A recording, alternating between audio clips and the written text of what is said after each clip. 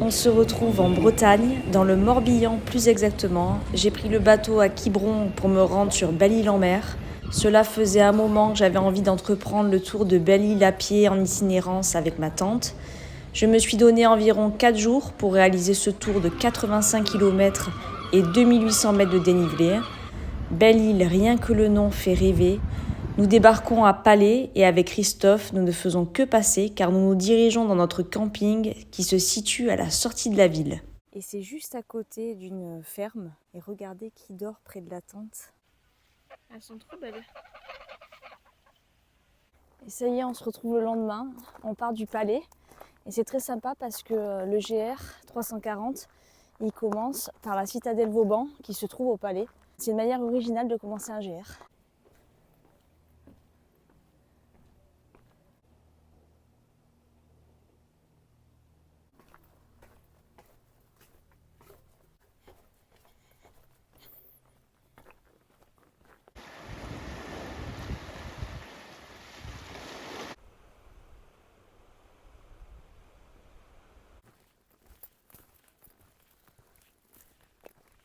On arrive à la pointe des canons. Et il reste pas beaucoup pour arriver jusqu'à Sauzon. Hein. Alors la pointe des canons, à quoi ça ressemble?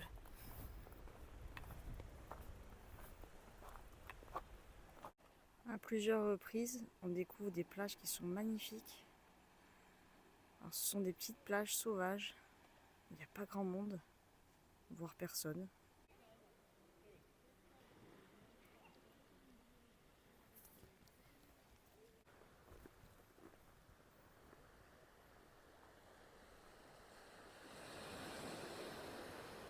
Il y a de ces plages sur le chemin, mais il y a de ces plages.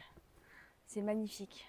Je sais que je le dis souvent, mais j'en prends plein les yeux et à chaque fois, je m'en lasse pas. Je suis une éternelle émerveillée et pourvu que ça dure, le plaisir en rando, enlever ses chaussures et ses chaussettes et se munir de cacahuètes.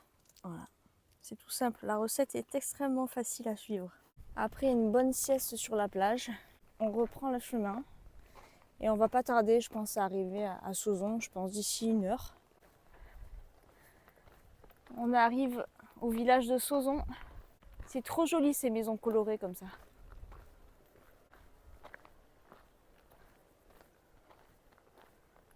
On a planté la tente et là, on est venu se balader à Sauzon. C'est vraiment super joli.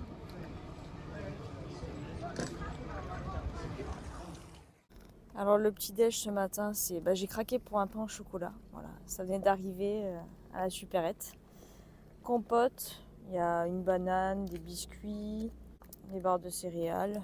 Et j'oubliais, on a des yaourts. C'est bien de manger des yaourts aussi de temps en temps en trek. Cette lumière là matinale.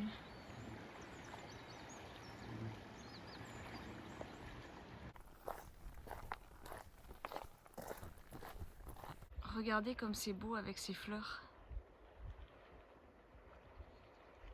Ça y est, on arrive à la pointe des Poulains et on voit le phare. On est à l'extrémité ouest de l'île. Regardez comme c'est beau. On se croirait au bout du monde.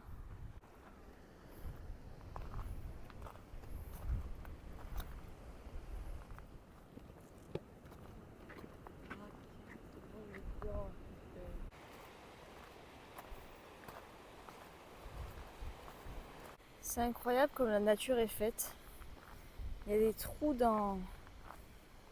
partout avec de l'eau qui passe.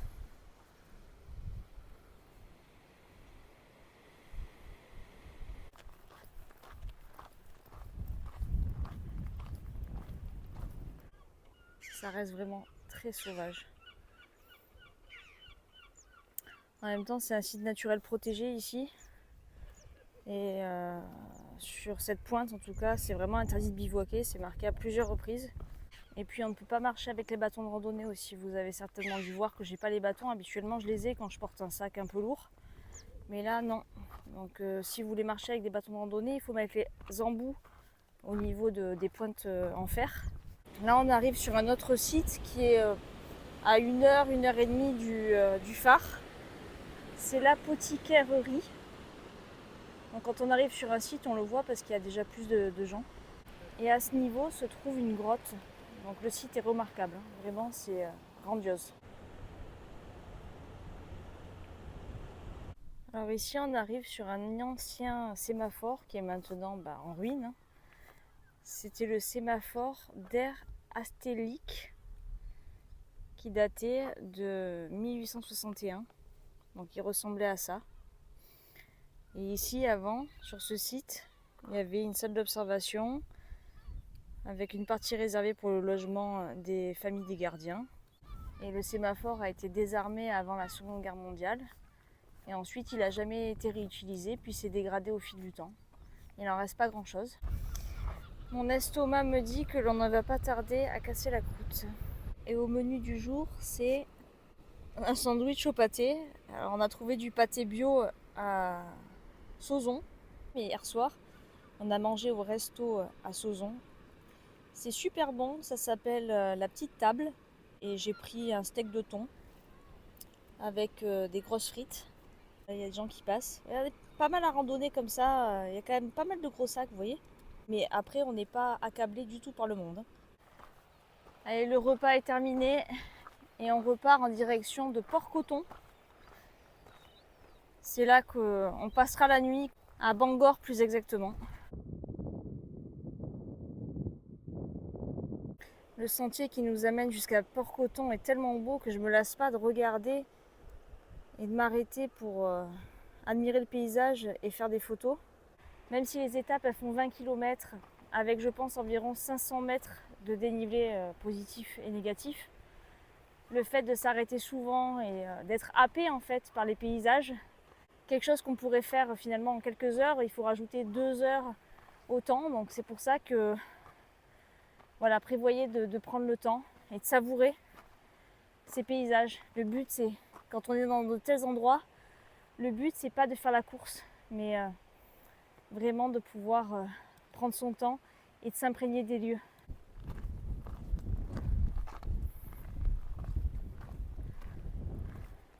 Et on comprend que les amoureux de la contemplation aiment la peinture.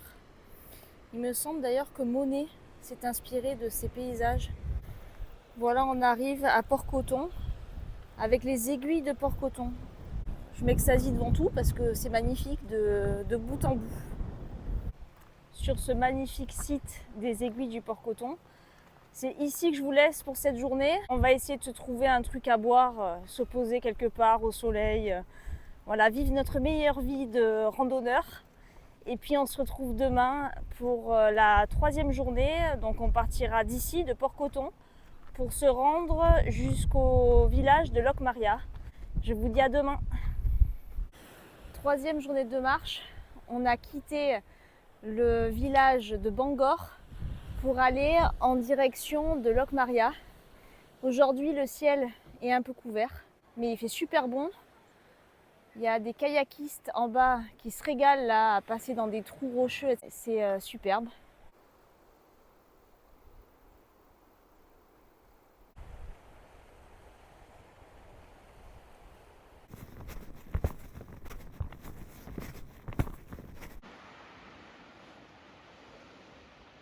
Vraiment, si vous avez besoin de vous oxygéner, si vous n'avez pas envie de faire un trek difficile et de vous en prendre plein les yeux, venez faire le GR 340 et vous ne serez pas déçus.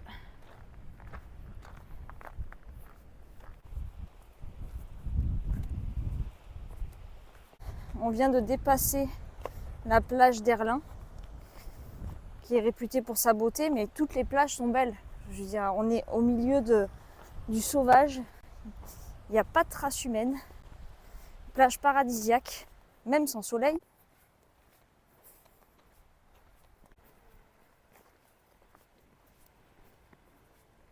On a dû se couvrir parce que là il se met à bruiner. Pour l'instant ça se maintient en espérant que le mauvais temps n'arrive pas trop sur nous. En tout cas ça ne nous empêche pas d'avoir faim et de manger.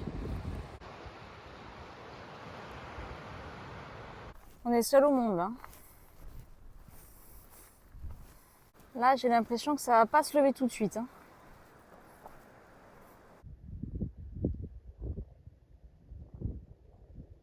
On On continue à évoluer dans un environnement mystérieux, brumeux.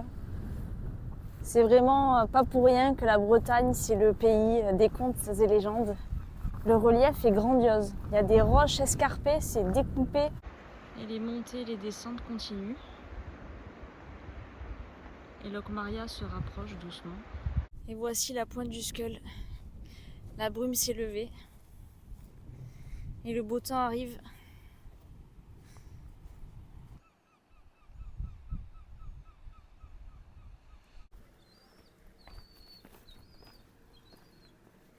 On arrive à Port-Blanc. Plus loin, il y a Port-Maria. Et on va s'arrêter à Port-Blanc pour rejoindre le village de Locmaria. Et on a croisé un monsieur qui nous a dit qu'à Locmaria, il y avait tout ce qu'il fallait, un spa, une buvette, une boulangerie. Voilà, donc on va se poser là-bas. Après une grosse journée, je pense qu'on a fait 25 km. Dernière journée de marche et on quitte Locmaria. Très joli petit village où on a dormi au camping municipal qui se trouve au centre de Locmaria. Et aujourd'hui, on rejoint le Palais, la ville où on a débarqué il y a 4 jours.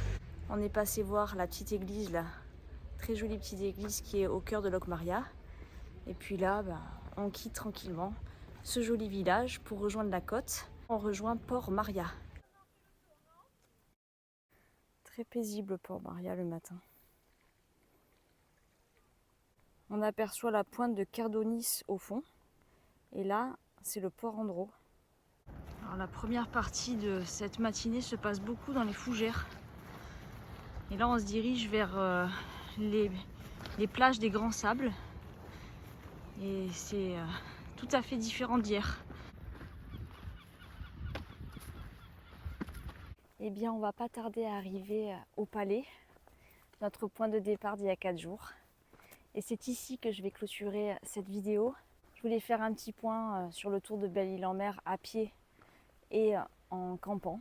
Je connaissais pas du tout Belle-Île-en-Mer, j'en avais déjà entendu parler et ça faisait un moment, comme je vous ai dit, que j'avais envie de découvrir cette belle île. Alors j'avais un peu peur qu'en plein mois d'août, je puisse pas profiter de la beauté des lieux, car je m'imaginais que l'affluence serait telle que les sentiers seraient très très fréquentés. Et puis finalement, non. Comme je vous l'ai dit, je suis très agréablement surprise. Quand tout le monde part sur les sentiers, on se retrouve vite assez seul et tranquille. Et ça a été très appréciable. La chose que j'ai beaucoup aimé aussi, c'est le contraste des paysages. Pour moi, Belle-Île-en-Mer, c'était une île poétique, bucolique.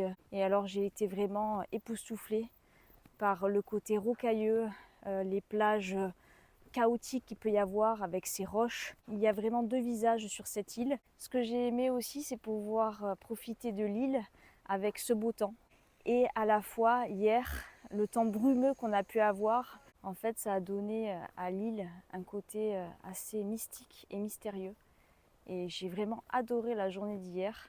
Autre chose que j'ai beaucoup aimé, le village de Sauzon, où on a dormi le 2e soir. Petit village portuaire, vraiment magnifique, superbe ambiance avec ces petits cafés-restaurants où on peut boire un verre au bord du port. Franchement, le site est magique, puisqu'ensuite Locmaria et Bangor sont plus à l'intérieur des terres. Donc voilà, je vous recommande vraiment Sauzon. Alors pour découvrir Belle-Île-en-Mer, la meilleure façon de la découvrir, je trouve, c'est de le faire à pied. Je ne vais pas vous dire le contraire, c'est ma passion. Et je trouve que la marche à pied permet d'apprécier chaque petite chose et chaque petit moment. Et si vous n'avez pas envie de faire de l'itinérance, vous pouvez aussi louer une location sur Belle-Île et ensuite profiter d'un réseau de bus qui est très bien développé pour découvrir l'île en faisant des boucles à la journée et revenir à votre hébergement le soir. C'est tout à fait possible. Je vais essayer de ne pas me vautrer. Le seul point négatif que je pourrais trouver, c'est que j'ai vu quand même encore pas mal de mouchoirs par terre, des gens qui font leurs besoins et qui ne remportent pas leurs mouchoirs avec eux et qui laissent des mouchoirs un peu partout. Donc ça, c'est quelque chose que je vois pas beaucoup en montagne. Et là, je l'ai davantage vu, mais c'est pas la même clientèle de gens qui randonnent sur Belle-Île-en-Mer qu'en montagne. J'espère que cette itinérance de 4 jours sur Belle-Île-en-Mer vous aura plu. Je vous mets le descriptif des étapes en barre d'informations. ainsi que les campings, si ça peut vous aider à organiser votre propre itinérance. Et en attendant de vous retrouver dans une prochaine vidéo, eh bien prenez bien soin de vous et je vous dis à très bientôt. Ça y est, arrivé au palais.